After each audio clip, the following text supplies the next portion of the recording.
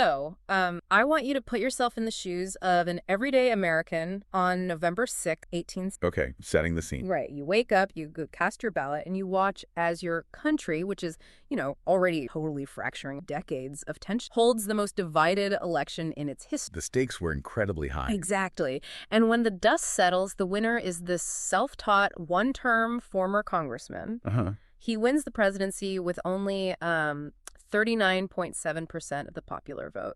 Which is wild to think about today. It's crazy. He is viewed by half the country as this dangerous radical. And just 6 weeks later, the nation actually begins to physically tear itself apart. South Carolina secedes, the dominoes fall, and the American Civil War begins. It is a really stunning visual to start with because, we have a tendency to view history in reverse. Oh, definitely. We know how it all ends, which makes it feel inevitable. But in that moment, in late 1860, absolutely nothing was inevitable. It was pure chaos. And the man stepping into the center of it was, frankly, largely untested on the national stage. Which is exactly why we are doing this today. Welcome to this deep dive into the life of Abraham Lincoln. Yeah, glad to be here for this one. Whether you're a dedicated history buff or you're just someone trying to understand how leaders navigate completely unprecedented crises, you are in the right place. Absolutely. Because our mission today is to peel back the mythology. We're going to get past that marble statue in Washington, past the stoic face on the $5 bill, and look intensely at the raw, factual source material. Right, the actual historical documents. Exactly. We are going to explore the severe friction between his idealistic morals and his incredibly pragmatic, sometimes ruthless political... Because he was a politician. Through and through. He really was. And we'll examine the staggering personal tragedies he endured behind closed doors and the completely impossible tightrope he had to walk. And we will be looking at this not just as a chronological timeline of a terrible war. It's really a masterclass in synthesis. Oh, I like that word for it, synthesis. Yeah, because we're going to examine how one man's personal evolution, his shifts in perspective, his handling of unimaginable grief, his intellectual awakening, how all of that directly mirrored and ultimately directed the evolution of a fractured nation. Right. This is an exploration of how a leader is shaped by his environment and how he, in turn, shapes that environment when the stakes are literally existential. So let's dive right into that environment. Because to understand the president, we really have to start with the boy in the woods. Yeah. Literally. Abraham Lincoln was born on February 12th, 1809, at Sinking Spring Farm near Hodgenville, Kentucky. Which was about as remote as it gets. Seriously. This wasn't a rustic, charming, little house on the prairie kind of upbringing. This was brutal, frontier survival. He was born in a one-room, dirt floor log cabin. The environment was incredibly harsh, and the family dynamics in the sources are really complex. His father, Thomas Lincoln, was a skilled carpenter and a farmer, but he was completely illiterate. Right. Thomas was actually the descendant of a weaver's apprentice who had migrated from England to Massachusetts way back in 1637. So there's deep working-class American lineage there. Yeah, going way back. But his mother, Nancy Hanks, is much more of a historical mystery in the source material. The records suggest she came from a family of modest Virginia farmers and was possibly illegitimate. Which carried a huge social stigma at the time. Massive stigma, yes. And the instability for the family started very early. Thomas actually lost his farm in a dispute over property titles. Which was, unfortunately, pretty common. Yeah, the text notes that was a fairly common occurrence on the frontier because land survey incredible back then. So in 18, the family packed up and moved across the Ohio River to Indiana. And we should pause on 18. Yeah, let's do that because that is a crucial year. That is the year Indiana became the 19th state in the Union, and it was admitted as a free state, meaning slavery was prohibited. And that move to a free state wasn't just geographical, it was highly ideological. How so? Well, the text points out that as a member of the Separate Baptist Church, Thomas Lincoln vehemently opposed slavery on religious and moral grounds. Wow. Okay. Yeah, that church actually broke away from the larger Baptist denominations specifically over the issue of slavery. And this provided the absolute moral bedrock for Abraham. So he gets it directly from his dad. Exactly. He inherited those views directly from his father's church and his family's practice. He later reflected that he genuinely could not remember a time when he wasn't opposed to the practice of slavery. The seed was planted deeply in that Indiana dirt. But that dirt in Indiana, specifically in Hurricane Township, brought unbelievable tragedy. The frontier was ruthless, and the medical knowledge was practical. Right. In 1818, when Abraham was just 9 years old, his mother Nancy died. And she didn't just pass away peacefully in her sleep. She died from something called... Which sounds so bizarre to modern ears. It does, but we need to talk about this because it paints such a vivid picture of the sheer terror of pioneer life. Milk sickness is a severe form of poison. Right. It happens when you drink the milk of a cow that has been grazing on a highly toxic plant called white snake. The symptoms are horrific: severe tremors, violent vomiting, delirium, and eventually death. It's awful. And it would wipe out entire pioneer settlements, and nobody at the time knew what caused it. They just knew dying. It is a terrifying reminder of how precarious life was. I mean, Yeah. you could be doing everything right, just drinking milk from your own cow, and suddenly your family is devastated. Yeah. Thomas realized very quickly he couldn't raise the family alone in that isolated forest, so he went back to Kentucky, and in December 1819, he married Sarah Sally Bush Johnston. She was a widow with 3 kids of her own, right? Yes, and Sally was a profoundly positive force in Abraham's life. The sources say she really encouraged his reading and brought some much-needed stability. But the tragedies just kept coming anyway. They did. His older sister Sarah died in childbirth in 1828, and his younger brother, Thomas Jr., had already died in infancy years earlier. Lincoln's early life is just punctuated by this relentless, profound loss. Amidst all this death and hard physical labor, you have this young boy who is just desperately trying to learn. But the records show he was only sporadically educated for about a year total by the time. A single year. Farm chores and the remote location meant regular school possible. He was entirely self-taught. He didn't have a grand library. He scavenged whatever volumes he could find, the Bible, Aesop's Fables, Robinson Crusoe, and he just absorbed them. Which brings us to a major point of friction in the household. The relationship with his dad. Exactly. His relationship with his father, Thomas, deteriorated significantly. Because Thomas wanted him working. Right. Thomas valued hard, physical farm labor. In his mind, that was how you survived the frontier. If you Yeah. weren't chopping wood or plowing, you were useless. Yeah. But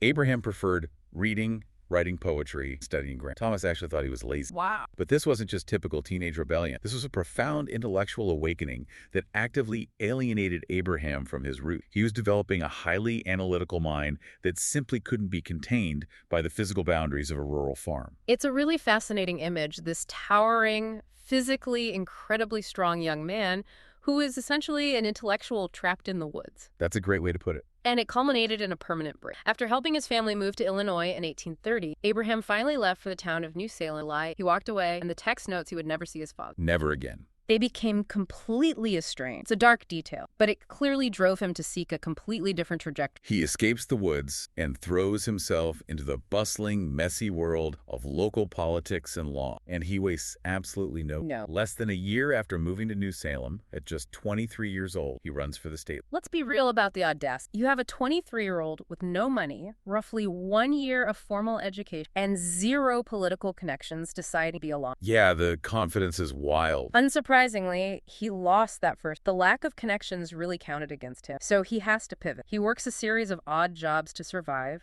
He serves as a militia captain in the Black Hawk War, Which was a brief conflict with a local Native American tribe. right, though he later admitted he never saw any actual combat. He just marched around a lot. He also works as the postmaster for New Salem. Which actually turns out to be a brilliant move. Why? Because it means he gets to read all the newspapers coming into town. Oh, that's clever. He's just absorbing the national news before delivering. Exactly. That persistence and constant absorption of information really pays off. 2 years later, in August 1834, he runs again for the Illinois state legislature, and this time he wins. Okay, so he's in. He's in.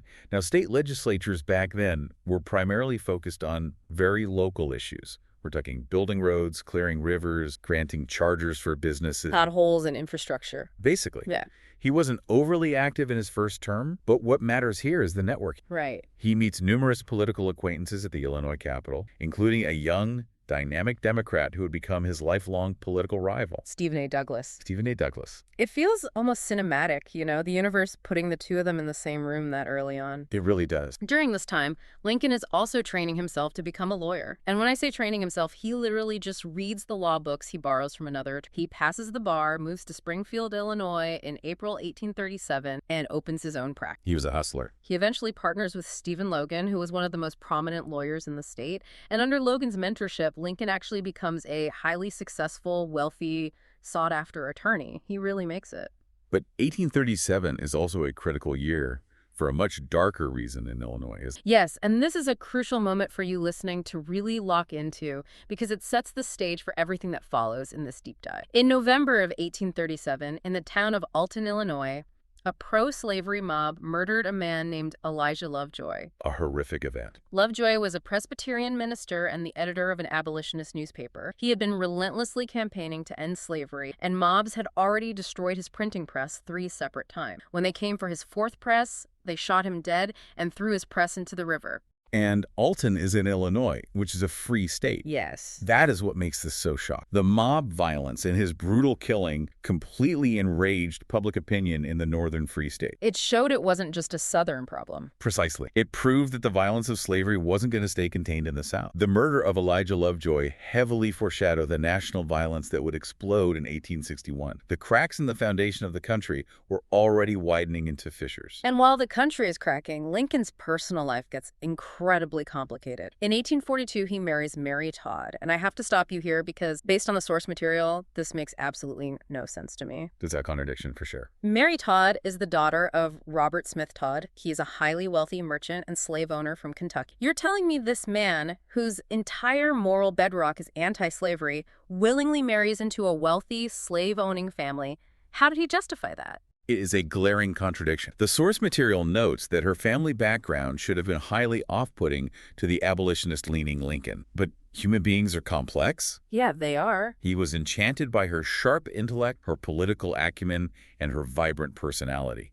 She was highly educated and spoke fluent French. So she had a lot going for her. She did. And from a strictly pragmatic standpoint, marrying into the Todd family also provided Lincoln with a level of social standing and respectability that the boy from the dirt floor cabin desperately lacked. Again. Exactly. It highlights the political and social complexity of the era. The lines of division weren't always perfectly clean in people's personal lives. So they get married, they move into a house in Springfield, and they have 4 boys together. But that intense shadow of tragedy that followed Lincoln in his youth returned with a vengeance. Yeah, it's really sad. Their first son, Robert, is born in 1843 and survives to adult. But then they have Eddie, who dies at age 3 from tuberculosis, then Willie, who dies at age 11, and later Thomas, Tad, who survives the war but dies of heart failure. The loss of 3 of their 4 children had a devastating, agonizing effect on both of them. We really have to slow down and acknowledge the psychological toll here because it cannot be overstated. No. Lincoln suffered heavily from what they called melancholy at the time. Today, we would absolutely recognize it as severe clinical depression. Yeah. There were periods in his life where his friends actually removed all the knives and razors from his room because they feared he would take his own life. That is so heavy. He carried this immense, heavy sorrow with him everywhere. And Mary's grief was so profound, so uncontrollable, that in her later life, she was temporarily admitted to an asylum by their only surviving son, Robert. You really have to keep this immense personal grief in mind when you consider the public weight Lincoln eventually carried. He was leading a traumatized nation while being a deeply traumatized man himself. Absolutely. But despite that crushing melancholy, his political career begins to accelerate. He becomes the floor leader of the Whig Party in the state legislature. And we should probably clarify what the Whig Party actually was, because obviously they don't exist. The Whigs were essentially the party of economic modernization. Okay. They wanted a national bank, they wanted tariffs to protect American manufacturing, and they wanted federal money to build roads, canals, and eventually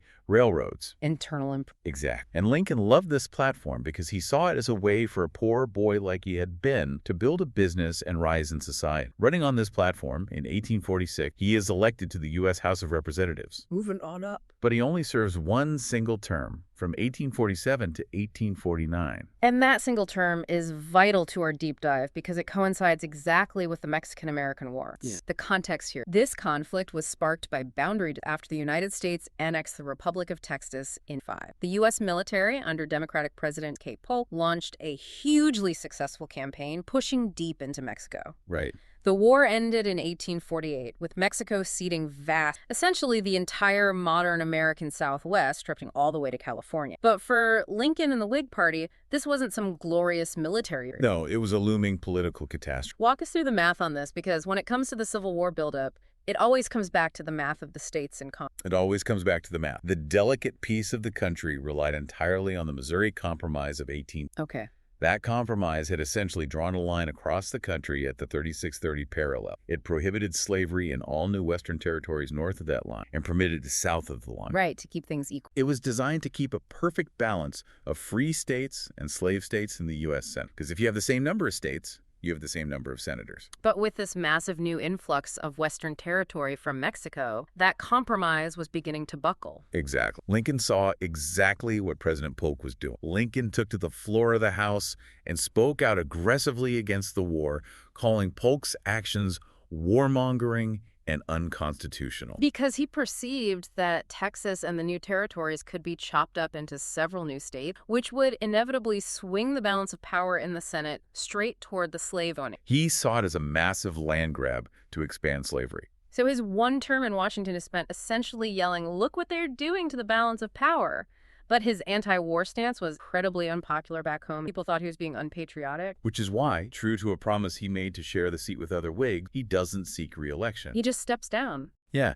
In 1849, he returns to Illinois and largely retires from national politics. For 5 solid years, from 1849 to 1854, he dedicates himself totally to his law career. Back to the grind. He rides the 8th Judicial Circuit, traveling on horseback or buggy from county courthouse to county courthouse for 6 months out of every year. And this is a staggering fact for you listening. Those 2 brief years in the House of Representatives were his only experience in national government before becoming president. Think about the gravity of that. The guy touring the dusty, muddy judicial circuits of Illinois, taking on land disputes and patent cases, is about to become the wartime president facing the greatest crisis in American history. It's unbelievable. So what finally pulls him back into the national spotlight, it is the Kansas-Nebraska Act of 1854. And the architect of this act is none other than his old rival from the state legislature, Douglas. The rival returns. We really need to dissect this act carefully based on the source. The Kansas-Nebraska Act was the absolute catalyst that woke Lincoln from his political slumber. Douglas,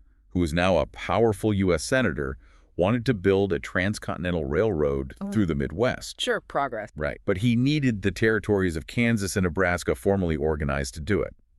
To get Southern senators to agree to this, Douglas proposed a radical idea. He said, let the settlers of those new territories decide through a popular vote whether or not slavery would be permitted there. So putting it to a vote? Yes, this concept was called popular sovereignty. Let me stop you because this is the breaking point. By saying let the voters decide, Douglas is completely overturning the Missouri Compromise of 1820, right? Yes. Because Kansas and Nebraska were north of that 3630 line. They were supposed to be guaranteed free territories forever. Exactly. The guardrails were officially destroyed. By allowing popular sovereignty, Douglas opened millions of acres of previously free territory to the potential expansion of slavery. When Lincoln heard the details of this act, the source text tells us he was absolutely thunderstruck. He announced to his fellow lawyers on the circuit, this nation cannot exist half slave and half free. That's the first time he says that. Yeah, and that realization becomes the guiding principle for the rest of his life. The delicate, decades-old balance of power was shattered permanently. This debate over the Kansas-Nebraska Act was so intense, it literally reshaped the American political party system overnight. It really did. The Whig Party, which Lincoln had belonged to for decades, completely collapses because its northern and southern members violently disagree on the act. In its place, anti-slavery former Democrats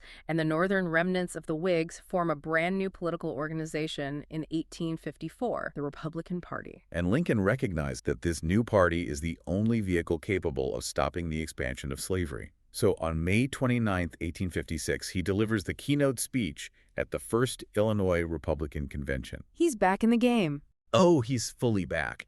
He spoke with such blistering intensity, marshaling all of his legal logic and moral outrage, that he completely mesmerized the audience. The legend is that all the newspaper reporters present literally put their pens down. They were so captivated they forgot to take notes. That's incredible. It became known as Lincoln's lost speech. It perfectly illustrates his power as an orator, a skill he had been honing since his days of reading poetry out loud in the woods. Right. But the political temperature in the country was about to jump from a simmer to a rolling boil. In 1857, the Supreme Court hands down the Dred Scott v. Sanford decision. A massive moment. Now, let's make sure we understand the absolute gravity of this ruling because the text lays out exactly how catastrophic this was for the nation. So Dred Scott was an enslaved man from Missouri. His owner had taken him to live for several years in the free state of Illinois and the free territory of Wisconsin. When he was eventually returned to Missouri and his master died, Scott sued for his freedom in court. His legal argument was straightforward. His prolonged residence in free territories meant he had been legally emancipated. The case makes its way all the way to the Supreme Court, and Chief Justice Roger Taney delivers a ruling that acts like a lit match thrown into a powder keg. Seriously. Taney doesn't just rule against Scott. He uses the case to try and unilaterally settle the slavery debate forever. He overreaches. Way over. Taney declares that because Dred Scott was a black man, he was not a citizen of the United States and therefore had no legal right to sue in federal court in the first. But the court went even further, and this is the part that caused a constitutional crisis. Taney declared that the federal government had absolutely no constitutional authority to prohibit slavery in any Western territory. None at all. Right. He ruled that enslaved people were property, and the Constitution protected a citizen's right to take their property anywhere. Therefore, all previous congressional compromises excluding slavery from the West were entirely unconstitutional. Now, we need to be clear here. We are just reporting on what the source material says about the reaction time. We aren't taking sides on the politics. Of course, just reporting the facts. The Supreme Court was ostensibly trying to appease the southern states and settle the unrest, but according to the source material, it had the exact opposite effect. It completely enraged public opinion in the northern states. Right. Northerners realized that if the Supreme Court ruled that slavery couldn't be banned in the territories, what was stopping them from eventually ruling it couldn't be banned in the northern free states either. It rapidly accelerated the drift towards civil war. Which brings us to the pivotal year of 1858. Lincoln is now fully reinvested in politics. The Illinois branch of the Republican Party officially nominates him to run for the U.S. Senate. And his opponent. His opponent is none other than the incumbent, Stephen Douglas, the architect of the Kansas-Nebraska Act. Here we go. It is here, accepting the Republican nomination, that Lincoln delivers his famous House Divided. He warns the country, a house divided against itself cannot stand. I believe this government cannot endure permanently half slave and half free. To get on equal footing with the much more famous, well-funded Douglas, Lincoln challenges him to a series of public. Douglas reluctantly accepts, knowing Lincoln is a dangerous debate. And we get the legendary Lincoln-Douglas debate. Paint the picture of these events because they are nothing like modern political debates on. Not at all. You have to imagine 7 different towns around the state of Illinois. These are massive outdoor events, essentially functioning as county fairs. It's like a festival atmosphere. Exactly. Yeah. You have brass bands playing, parades, and audiences regularly swelling into the tens of thousands. Wow. There are no microphones. These two master orators are dueling verbally for 3 hours at a time, projecting their voices over massive, rowdy crowds in the sweltering late summer heat. And the strategy here is fascinating about. Douglas's primary tactic was fear. He continually accused Lincoln and the Republicans of being radical abolitionists who wanted to enforce absolute racial equality and provoke a war with the South. But Lincoln countered by using his incredibly sharp legal mind to set a massive rhetorical trap for Douglas. Tell us about the trap. This is where we see Lincoln's strategic brilliance. During the debate in the town of Freeport, Lincoln posed an incredibly awkward question. Okay. He asked Douglas, in light of the recent Dred Scott decision, which said slavery could not be banned anywhere, can the residents of a new territory legally exclude slavery prior to becoming a state? Oh, it is the ultimate trap. It really is. If Douglas says no, they can't exclude it, he alienates his northern voters who want popular sovereignty. If he says yes, they can exclude it, he defies the Supreme Court and infuriates the Southern Democrats who demand the expansion of slavery. He is stuck. He was completely stuck. Douglas tried to thread the needle. He answered that yes, a territory could effectively exclude slavery simply by refusing to pass local police laws to protect slave owners. Right. This became known as the Freeport Doctrine and worked in the short term. The voters in Illinois liked that answer, and it helped Douglas win the state legislature vote and retain his Senate seat in November 1858. So Lincoln lost the election. Lincoln lost the election. He lost the battle, but as the text points out, he completely won the war. By forcing Douglas to affirm that territories could still exclude slavery, Lincoln forced Douglas to break with the powerful pro-slavery Southern wing of the Democratic. That's the key. That single strategic maneuver deeply estranged Douglas from his own party, effectively ruining his chances of ever unifying the Democrats as president. Furthermore, Lincoln made sure the transcripts of these debates were published. He gathered all the newspaper clippings, edited them for accuracy, and published them as a book. Always thinking ahead. Always. And it became a massive bestseller in the East Coast states. Suddenly, this prairie lawyer, who had just lost a Senate race, was a nationally recognized intellectual leader of the Republican Party. So we arrive at the fateful year of the Republican Party meets in Chicago in May to choose a presidential nominee. Lincoln narrowly edges out Senator William Seward of New York. And the sources note something crucial that we often forget. Lincoln was selected specifically because he was considered the more moderate candidate. That is a key distinction that gets lost in the myth. Lincoln was firmly, philosophically against the expansion of slavery into the new Western territory, but he repeatedly argued against abolishing it where it already existed in the South, fearing that such a radical move would instantly provoke a civil war. He didn't want to rock the boat. Right. Seward, on the other hand, had spoken of an irrepressible conflict and was seen as far too radical by the delegate. The Republicans needed to win the moderate swing states of the lower north, like Pennsylvania and Indiana. Lincoln was the pragmatic, moderate choice. Meanwhile, the Democratic convention is an absolute disaster. The party splinters exactly along the fault lines Lincoln had exposed during the debates in 18... The trap sprung perfectly. It did. The Northern Democrats nominate the moderate Stephen Douglas, running on his platform of popular sovereignty. But the Southern Democrats walk out. They demand an unequivocally pro-slavery candidate who will protect slavery federally. So they hold their own convention and nominate John Breckinridge of Kentucky. And just to further fragment the political landscape, a fourth candidate enters the race. John Bell runs for the Constitutional Union Party. Who are they? Their entire platform is simply ignoring the slavery issue and preserving the Union at all costs. They appeal mainly to the border states caught in the middle. We have to look at the math of the 1860 election to understand what happened next. It is a historical truism. Lincoln could not have won without the Democratic. Not a chance. The three pro-slavery or compromise candidates, Douglas, Breckinridge, and Bell, took over 60% of the popular vote combined. Lincoln won the presidency entirely by sweeping the more populous northern free states in the Electoral College, despite securing just 39.7% of the national population. He wasn't even on the ballot in 10 southern states. Not even on the ballot. The reaction in the South to a purely regional northern candidate winning the presidency was immediate and explosive. Yeah. Now, the text is very clear on the root causes of what happens next. The South's intense economic and cultural attachment to slavery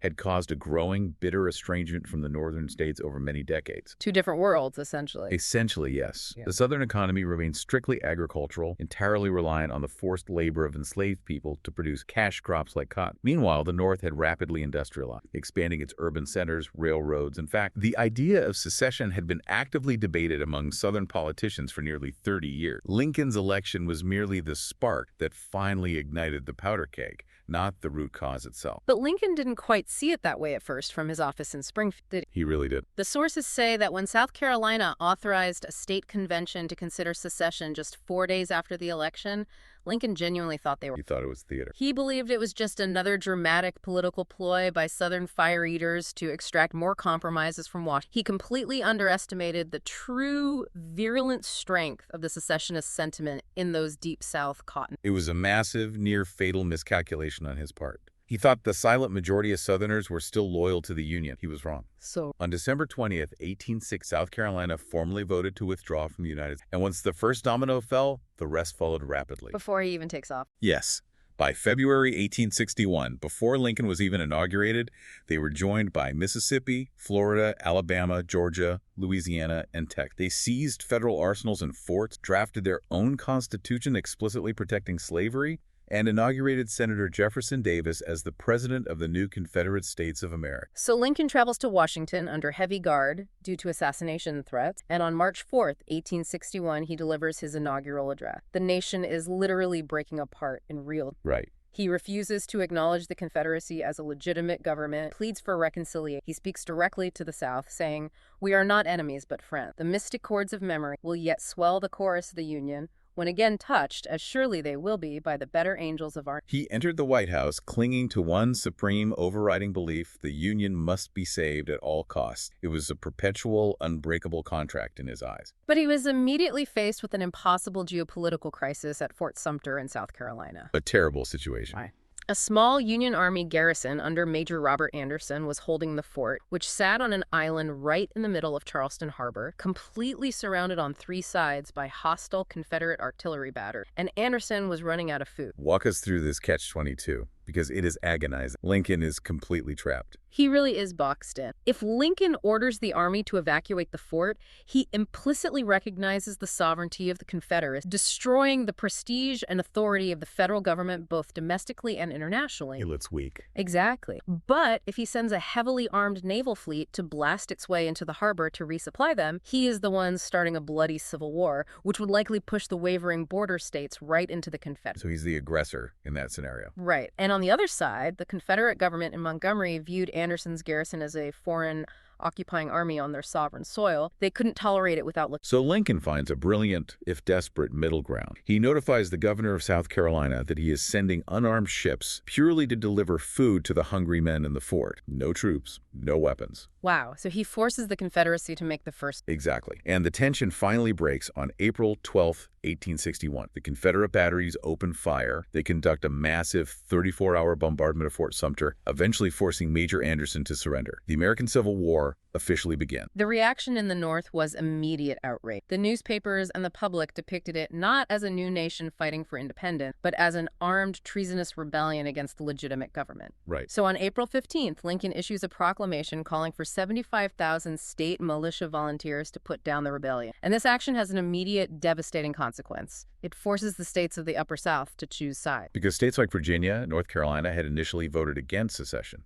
But when Lincoln asked them to send troops to invade their southern neighbors, they absolutely refused. North Carolina, Virginia, Tennessee, and Arkansas secede and join the Confederacy. Just like that. Just like that. The Confederacy then moves its capital from Alabama to Richmond, Virginia, which is dangerously close, just 100 miles from Washington. The loss of Virginia was particularly catastrophic for the Union. Lincoln had actually offered the field command of the entire Union Army to a highly respected Virginia colonel named Robert E. A huge what-if in history. Truly.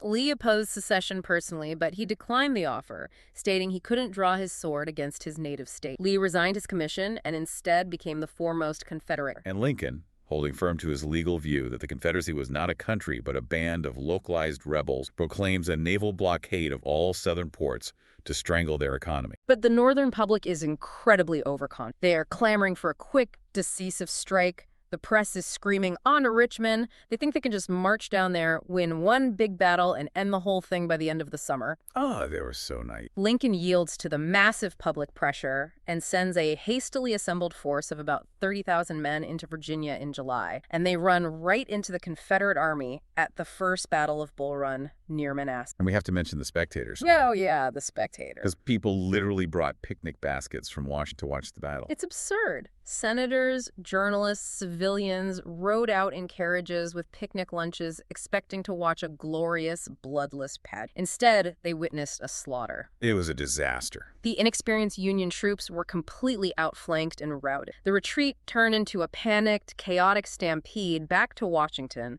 with soldiers and civilians fleeing together in terror. The illusion of a swift, easy victory was instantly shattered. The realization set in that a prolonged, incredibly bloody conflict beckoned. It was a devastating blow to Union morale. So what does Lincoln do? His immediate response was to bring in General George McClellan to take command of the newly created Army of the Potomac. And we need to understand McClellan's character because he becomes a massive headache for... A headache is an understatement. True. McClellan was brilliant at logistics and organization. He took these eager, disorganized, defeated Northern recruits and transformed them into a highly disciplined, deeply proud, professional fighting force. The soldiers loved him. Sounds good so far. But he had a fatal flaw.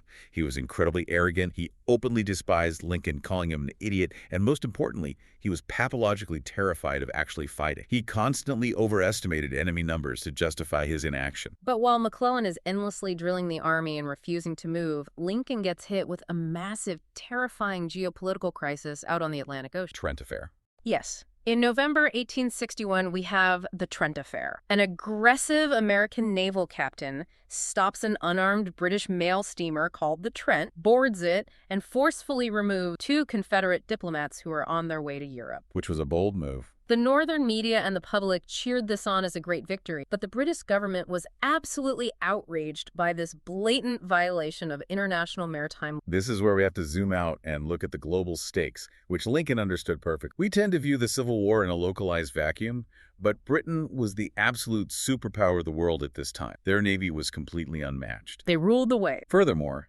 Britain had massive economic incentives to maintain good relations with the Confederacy because the southern states supplied 80% of the raw cotton that fed Britain's booming textile factory. Millions of British jobs relied on southern slavery. The economic pressure was intense. The British government immediately drafted an ultimatum, sent 8,000 troops to Canada, and prepared the fleet. There was genuine, imminent talk of an Anglo-American war. Can you imagine the stress in the White House? Lincoln is already losing a massive civil war, his capital is surrounded by enemies, and now he might have to fight the British Empire at the same time. It's unthinkable. He had to swallow his pride. With extreme reluctance, he and his cabinet agreed to apologize and release the Confederate prisoners to appease the British. He reportedly said, "One war at a time." Very pragmatic. He avoided a two-front war, but it was a bitter, humiliating pill for the Northern public to swallow. And as 1861 turns into the spring of 1862, the military situation isn't improving fast. McClellan's massive Army of the Potomac is just sitting in camp,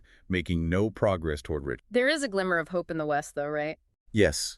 A relatively unknown general named Ulysses S. Grant captures Fort Henry and Fort Donelson, pushing the Confederates out of Kentucky and much of Tennessee. But this strategic victory is completely overshadowed in the White House by yet another crushing, unbearable personal tragedy for Lincoln. We have to slow the pace down here and really feel the weight of this. In February 1862, while hosting a formal reception downstairs in the White House, Lincoln's beloved 11-year-old son, Willie, falls deathly ill upstairs. Yeah. He contracts typhoid fever, likely from the contaminated water supply in Washington. Willie dies on February 20. The sources tell us the toll this took on Lincoln was unimaginable. It broke him. He wept openly for days. He would lock himself in the room with Willie's body. He turned heavily to religion for solace, grappling with why God would allow this. Mary Lincoln was so utterly, inconsolably devastated that she took to her bed for weeks and could not even attend the funeral. She would weep hysterically for months at the mere mention of his name. Lincoln is trying to run a failing, increasingly bloody war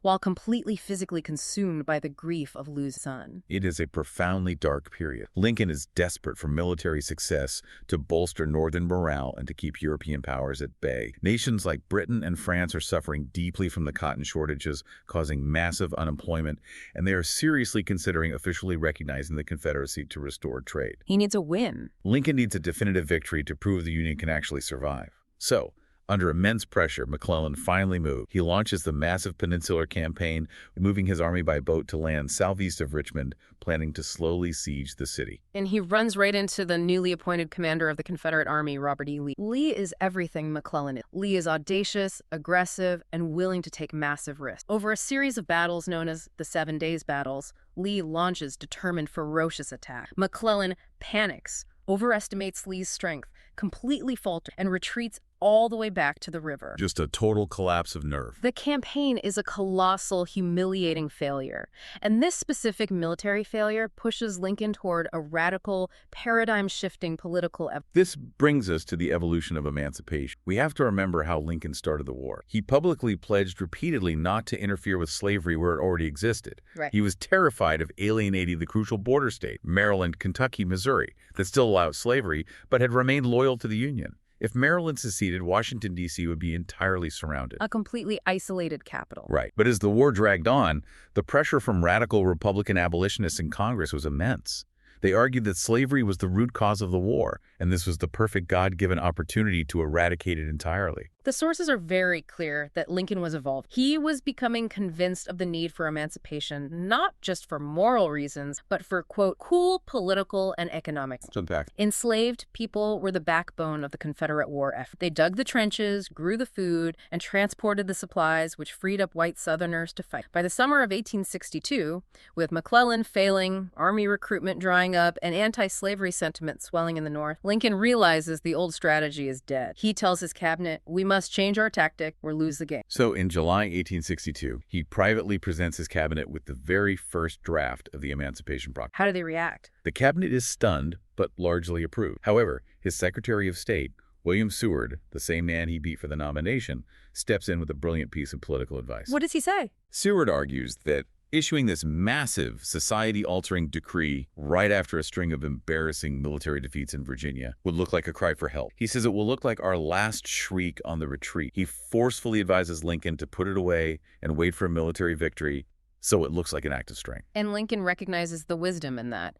He puts the proclamation in his desk drawer, And he waits. and he waits. He organizes a second force under General John Pope, but Pope gets completely outmaneuvered and crushed by Lee at the Second Battle of Bull Run in late August. Lincoln falls back into that deep, debilitating melancholy. His plans are failing. He can't issue his proclamation, and now Lee is actually going on the offensive, crossing the Potomac and invading the Union state of Maryland. The panic in the North was palpable. The capital was genuinely threatened. As Lee advanced, Lincoln seriously considered scrapping the Emancipation Proclamation entirely. He feared the Union might just need to fight a purely defensive war simply to survive. Wow, so close to abandoning it. But instead, he does something deeply fascinating that connects back to his mourning over Willie. The sources note he decided to entrust the matter to Providence. Yes, God. He privately told his cabinet that he had made a solemn vow to God.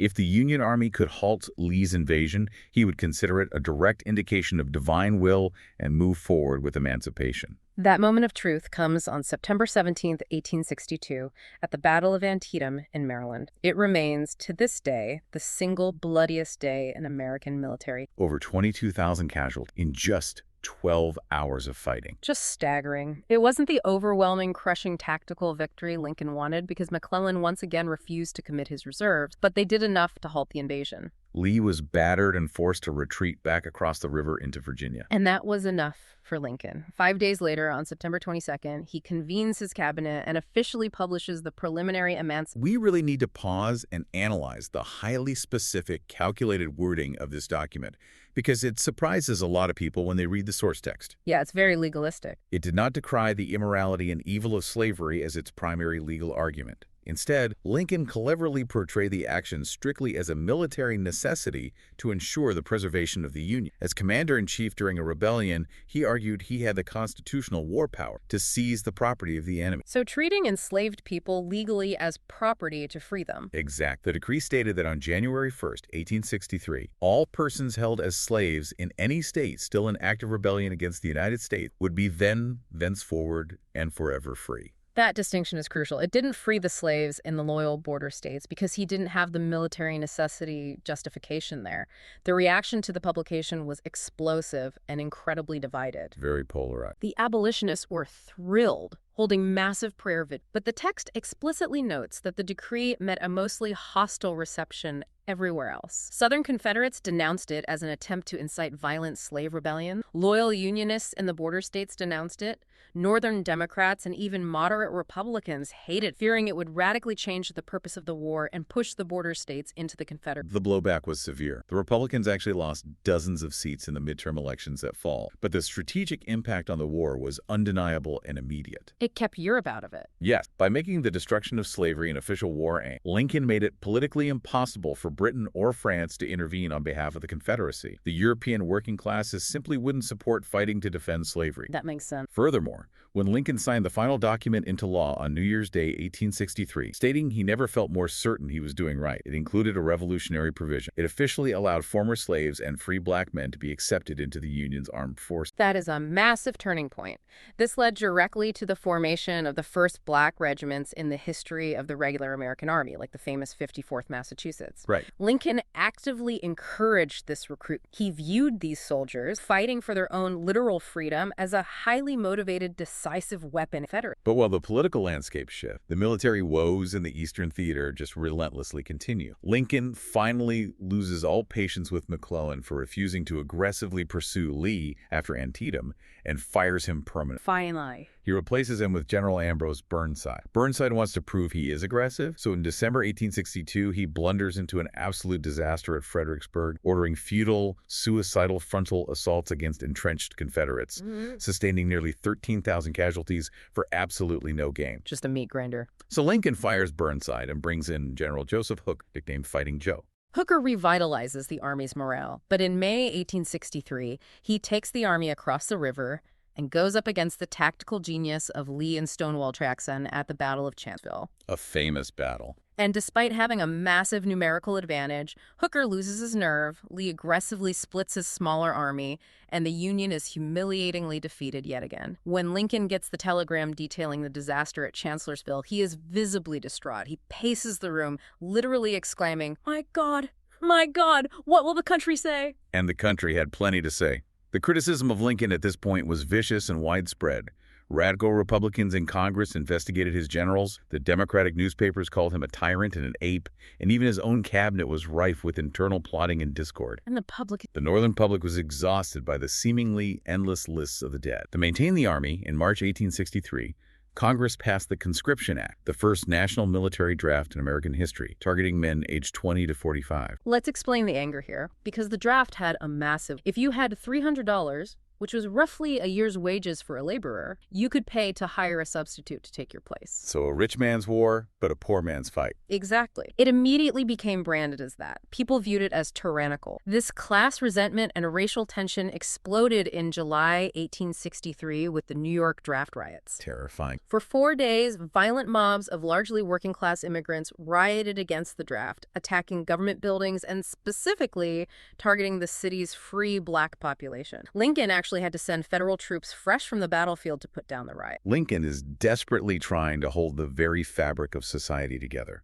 In response to accusations of tyranny, he publishes an open letter defending the unprecedented curtailing of certain civil liberties. Most notably, he had suspended the writ of habeas corpus. We need to clarify that concept for the listener. Habeas corpus is the fundamental constitutional right that protects citizens from unlawful imprisonment. It requires the government to bring you before a judge and prove they have a valid reason to hold you. A pretty big deal. Very big. By suspending it, Lincoln allowed the military to arrest and indefinitely detain thousands of suspected Confederate sympathizers, spies, and anti-war newspaper editors without trial. He argued, using his sharp legal logic, that it was absolutely necessary to suspend one law in order to save the entire government from collapsing. He is testing the absolute limits of executive power during a crisis. And while the riots are raging and the political stability is crumbling, General Lee decides to launch his second massive invasion of the North, pushing deep into Pennsylvania. The fate of the United States literally hangs in the balance as June turns to July. The armies accidentally collide near a small crossroads town, and on July 4th, exactly 87 years after the signing of the Declaration of Independence, Lincoln gets the telegram for. The good news, finally.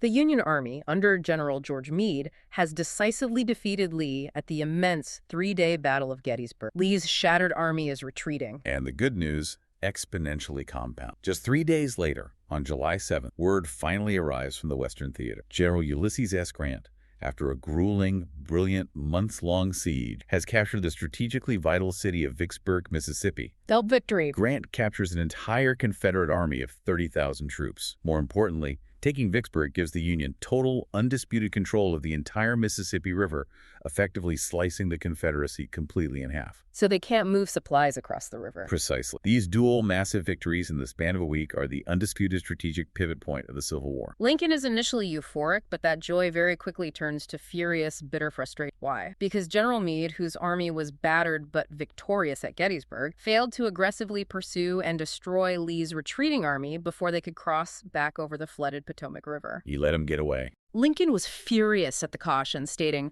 "Our army held the war in the hollow of their hand, and they would not close it." He felt a golden, providential opportunity to end the war right then had slipped away through sheer... The human cost of Gettysburg was staggering, over 50,000 casualties combined. The nation was reeling from the scale of the slaughter. Lincoln recognized an intense need to articulate exactly what all this unprecedented bloodshed was actually for. He needed to justify the sacrifice. Right. So on November 19th, 1863, he travels by train to Gettysburg for the dedication of a national cemetery on the battle. There, he delivers the Gettysburg Address. It is arguably the most famous, most perfect speech in America. And the crazy thing is, it's only 272 words long. It's incredibly brief. He wasn't even the main keynote speaker then. A man named Edward Everett spoke for 2 solid hours before. But in those 272 words, Lincoln completely radically reframes the entire purpose and the nation. He fundamentally deconstructs the American experiment. Notice how he starts. 7 years ago. He is pointing the audience back, not to the signing of the Constitution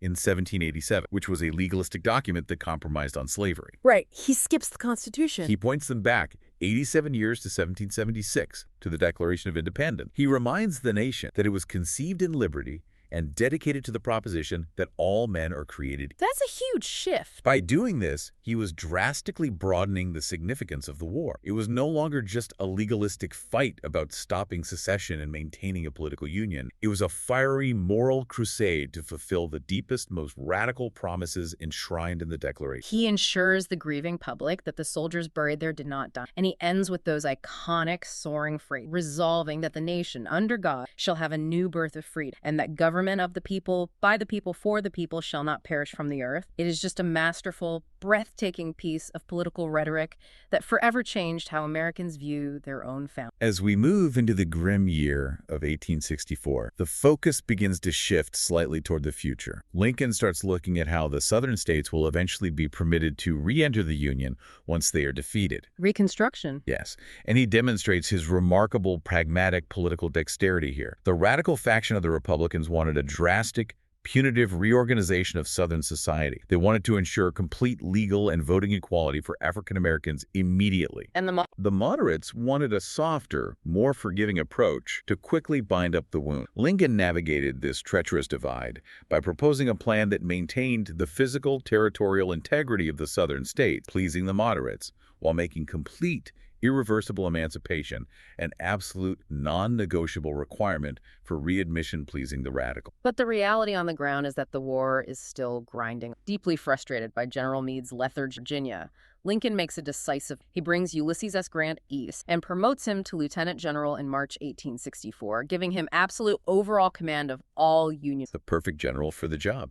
Grant is a totally different breed of general than McClellan or Meade. Explain how Grant changed the math of the war based on. Grant completely understood the grim, brutal arithmetic of the conflict. He didn't do slow maneuvering, and he didn't retreat after a setback. He realized the Union had a massive advantage in manpower and industrial output. Just overwhelming numbers. Right.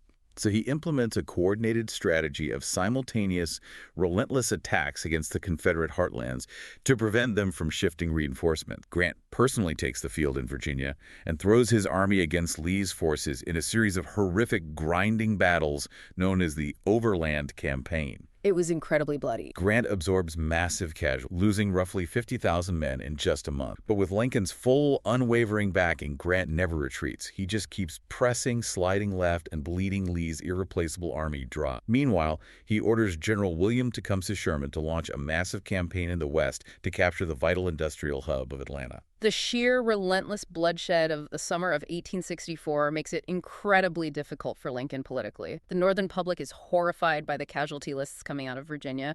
His re-election prospects completely grim. The war seems perpetually stalemated outside Richmond. He was sure he would lose. By late August, Lincoln drafts a blind memorandum, has his cabinet sign it without reading it, stating he is genuinely convinced he is going to lose the November election and pledging to cooperate with the winner to save the Union before Inauguration Day. And who do the Northern Democrats enthusiastically nominate to run against him? General George McClellan. Of course it's McClellan. The exact same arrogant General Lincoln had fired for moving too slowly. McClellan runs on a party platform heavily influenced by the Peace Democrats, dedicated to declaring the war a failure, seeking an immediate armistice, and making peace with the South. Which would likely mean recognizing Confederate independence and the continuation of slavery. Exact. But the Northern public, and especially the soldiers in the field, increasingly view this peace platform as a coward's betrayal of the massive sacrifices already made. Then, right on time, a massive, undeniably decisive military breakthrough occurred. On September 2nd, General Sherman's army finally captures the vital stronghold of Atlanta. A huge turning point. News of the victory reaches Washington on September. That single event completely shatters the Democratic argument that the war, it totally changes the political. On November 8th, aided by massive support from the soldiers voting in the field, Lincoln wins re-election in an overwhelming. He crushes him. He takes the Electoral College easily, leaving McClellan with just 3. The Confederate politicians finally realize they are doomed, especially as Sherman burns Atlanta and begins his devastating, fiery march across Georgia, ripping the Southern infrastructure apart and taking Savannah. Armed with a massive mandate from the voters and continued military success, Lincoln seizes the moment. He realizes the Emancipation Proclamation was fundamentally a wartime measure that could easily be struck down by the Supreme Court once the fighting stopped. He needs a permanent constitutional solution. The 13th Amendment. He fiercely urges Congress to pass the 13th Amendment to the Constitution, permanently prohibiting slavery across the entire nation. And there was a highly specific political urgency here, wasn't there? Why did he push so hard during the lame duck session of Congress in early 1865 before the newly elected Republicans even took their... Because of the readmission of the Southern states. Lincoln knew that the war was ending rapidly. He knew that if the fighting stopped and the Southern states were allowed to send representatives back to Congress before the amendment was fully ratified, ending slavery constitutionally would become infinitely more complicated, if not impossible. They would just vote it down. The returning Southern representatives would absolutely just vote it down to protect their interests. He needed it passed immediately. So the president personally lobbies wavering, lame duck Democratic politicians. He uses every ounce of his executive leverage, offering patronage, jobs, and political favors to secure the necessary two-thirds majority in the House. His intense, pragmatic political arm. On January 31st, 1805, the House erupts in cheers as it narrowly passes the 13th Amendment and sends it to the states for ratification. Lincoln proudly hailed it as the great cure for the root cause of the entire Civil War. A monumental achievement. By early 1865, both sides are physically and economically. Confederate President Jefferson Davis finally agrees to send peace commission to meet directly with Lincoln aboard a steamboat. But Lincoln isn't budging. Lincoln is unyielding. He demands the total restoration of the National Union and the absolute acceptance of the 13th Amendment, and he even suggests he might push Congress to pay a massive financial indemnity to Southern slave owners to ease the economic. But Davis flatly rejects the terms, insisting on Southern independence. So the final bloody grind continued. Sherman marches north up through the Carolinas, leaving destruction in his wake. Grant finally breaks Lee's lines at the Battle of Five Forks. And then, the culmination of 4 years of fighting on April 3rd, Union forces finally capture the evacuated, burning Confederate capital of Richmond. And Lincoln goes there. In an incredible scene, Lincoln actually visits the smoldering city the very next day, walking the streets with only a small escort. He is immediately swarmed by throngs of freed African Americans who fall to their knees, hailing him as a savior and the great emancipator. The military end comes swiftly after the fall of Richmond. On April 9th, General Lee, his army starving and surrounded, surrenders to Grant at a private home in Appomattox Courthouse. When the news finally reaches Washington the next day, the city erupts. 500 cannons are fired in a massive celebration. The most destructive, traumatic war in American history, which claimed roughly 750,000 lives, is effectively over. The focus immediately turns to healing. On April 11th, a euphoric crowd gathers at the White House. Lincoln steps out to a window and delivers what is essentially his first blueprint for reconstructing the shattered nation. And crucially, in this speech, he publicly floats a radical new idea. He asserts that the right to vote should be established and protected for certain African-American men, specifically citing the very intelligent and those who had bravely served in the Union military. It was a clear signal of his vision for a truly integrated, reconstructed political future. But someone is listening in the crowd. Yes. In the crowd that night, listening to that specific proposal for black suffrage, was a man named John Wilkes Booth. Booth turned to a companion and vowed that this would be the last speech Lincoln would ever give. And tragically, terribly it was. 3 days later, on the evening of Good Friday, April 14th, Lincoln and Mary decide to attend a comedic play at Ford's Theater to try and relax. Just a night out. During the third act, John Wilkes Booth, a famous Maryland actor and violently radical Confederate sympathizer, slips into the unguarded presidential box. He shoots the president in the back of the head, slashes Lincoln's companion with a knife, and leaps to the stage before fleeing into the night. Lincoln never regains consciousness. He is carried across the street to a boarding house where he dies the next morning, April 15th, 1865, at 7:20. The nation, which had been celebrating peace just days before, is plunged into an unprecedented hysterical mourning. His Secretary of War, Edwin Stanton, standing by his bedside as he took his last breath, delivered the quote that definitively frames Lincoln's historical legacy. Stanton simply said, "Now he belongs to the ages." And it is a deeply, profoundly complex legacy. The sources point out that while he is rightly globally revered alongside figures like George Washington and FDR for achieving the impossible, saving the Union, and abolishing the horrific institution of slavery, there are highly valid historical criticisms that must be weighed. We have to look at the whole picture. We have to acknowledge the immense, unprecedented accumulation of executive power he wielded. He essentially operated as a constitutional dictator for months early in the war, calling up armies and spending money without congressional approval. We have to look at his willing suspension of public liberty, the jailing of political opponents, and his frustrating initial retention of highly ineffective political... And the text leaves us by posing a truly fascinating, haunting what-if scenario. What if he lived? Yeah, had Lincoln lived to oversee the incredibly difficult bitter process of Reconstruction with his unique political dexterity and his immense moral authority, how would history be different? Would he have successfully guided the nation toward his vision of integration? Would the rights of Southern African Americans have been actively federally protected? Could the subsequent dark era of Jim Crow and segregation that followed his death have been avoided? Exactly. It is a counterfactual question that continues to haunt the study of American history. Which brings us back to the final, central question the source text asks of us after reviewing all this. Was Abraham Lincoln a highly skilled, incredibly pragmatic political operator who merely used the issue of slavery as a convenient maneuvering primary? Or was he an uncompromising idealist, first and foremost, a giant of moral foresight who fundamentally altered the arc of the country toward justice? It is the tension between those two identities that makes him endlessly compelling. He was both the prairie politician making backdoor deals and the moral philosopher drafting the Gettysburg Address. So what does this all mean for you, Liz? Was the man on the $5 bill an uncompromising idealist or the political pragmatist? A mix of both, likely. Today, we've traced the incredible, tragic journey of a self-taught frontier mourning the loss of his mother to poisoned milk, who eventually evolved to carry the crushing, bloody weight of a frack. Thank you for joining us on this deep dive. Incredible. If I can leave you with one final thought, something to really mull over long after we sign off, it builds entirely on the text's emphasis on Lincoln's remarkable flexibility and dynamism. Oh, I like that. Throughout this deep dive, we've seen Lincoln wait patiently for the absolute perfect moment. He held the Emancipation Proclamation in his desk drawer, enduring intense criticism until he finally had the military victory at Antietam to back it up. He held off on the aggressive, arm-twisting push for the 13th Amendment until his landslide re-election gave him the absolute, unassailable political leverage he needed to force it through. He knew how to wait. He did. It begs a profound, highly relevant question for our own deeply divided modern time. In an era that often aggressively demands immediate, uncompromising ideological purity from its leaders, Lincoln's complex legacy heavily suggests that the most radical, idealistic, paradigm-shifting changes in history are actually achieved through immense patience, compromise, and highly calculated political pragmatism. He didn't just have the right moral ideals. He had the cold, iron discipline to wait for the exact right time to execute. So the question for you to explore is, what right moments are we perhaps failing to wait for today? That is exactly the kind of challenging question. Keep questioning the historical myths, keep exploring the raw facts, and we will see you on the